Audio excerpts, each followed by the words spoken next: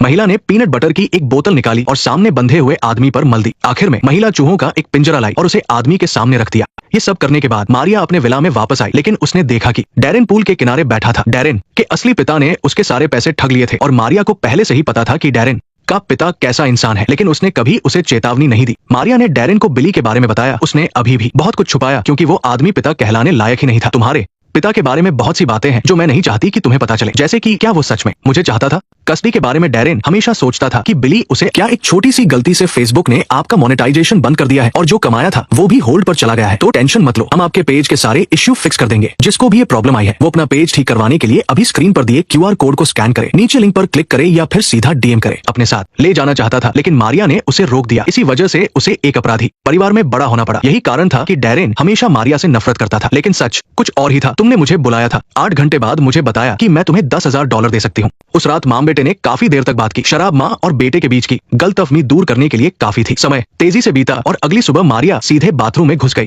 दूसरी तरफ डैरेन भी उठ गया था। उसका दोस्त कुछ ही दिनों में दक्षिण अफ्रीका जाने वाला था, इसलिए दोनों अपना आखिरी समय साथ बिताना चाहते थे। कहानी अब पोप की तरफ आती है। वो क्रेग को लेकर उस आदमी के पास गया जिसने लीना को गोद लिया था और क्रेग को अपने दोस्त से पोप और लीना के लिए नई पहचान बनवाने को कहा। पोप जानता था कि उसका विचार थोड़ा पागलपन है, लेकिन वह लीना को किसी और के घर छोड़कर निश्चिंत नहीं रह सकता था। वो इतना पागल हो चुका था कि उसने क्रेग को भी अपने प्लान में शामिल करने की सोची। क्रेग को लगा कि पोप अब पागल हो गया है, इसलिए वो बस उसे शांत करने की कोशिश कर रहा था। तभी मारिया का मैसेज सही समय पर आ गया जिसने पोप के दिमाग के पागल विचारों को रोक दिया। हमेशा की तरह जब भी मारिया ऐसा मैसेज भेजती है तो मामला बहुत जरूरी होता है, इसलिए किसी ने भी देरी नहीं की और वे तुरंत तय जगह पर पहुंच गए और मारिया के पीछे एक गोदाम में घुस गए। जब पीट अपने आदमियों को लेकर चला गया तो बच्चे काफी कंफ्यूज थे। किसी को नहीं पता था कि मारिया अब क्या नया ड्रामा करने वाली है। जब मारिया ने ये बात कही तो बच्चों को समझ आ गया कि उन्हें फिर से अपनी जान जोखिम में डालनी होगी, इसलिए वे मारिया की कोई फालतू बात नहीं सुनना चाहते थे। मारिया ने बच्चों को बताया कि उसके और बाज के बीच वाकई में अनबन थी और इसी वजह से बाज ने उसके पैसे चुराए थे, लेकिन बाज को उसने खुद पाला था इसलिए उसने उसे माफ कर दिया था। लेकिन वो लूसी को इस तरह पैसे लेकर भागते हुए नहीं देख सकती थी। ये देखकर कि बच्चे मेक्सिको नहीं जाना चाहते, मारिया ने पास का एक दरवाजा खोला और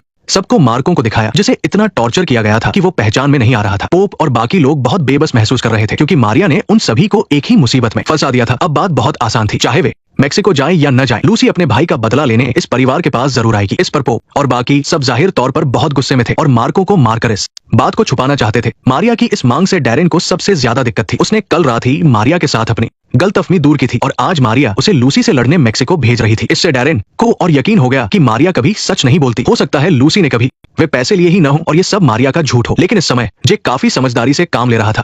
पोप ने सबको बताया कि लूसी इन सब बातों की परवाह नहीं करेगी। जैसे ही उसे पता चलेगा कि उसके भाई मार्को को इतना टॉर्चर किया गया है तो वो सबसे बदला लेगी। मारिया को यही नतीजा पता था, इसीलिए उसने ऐसा किया। वो इन बच्चों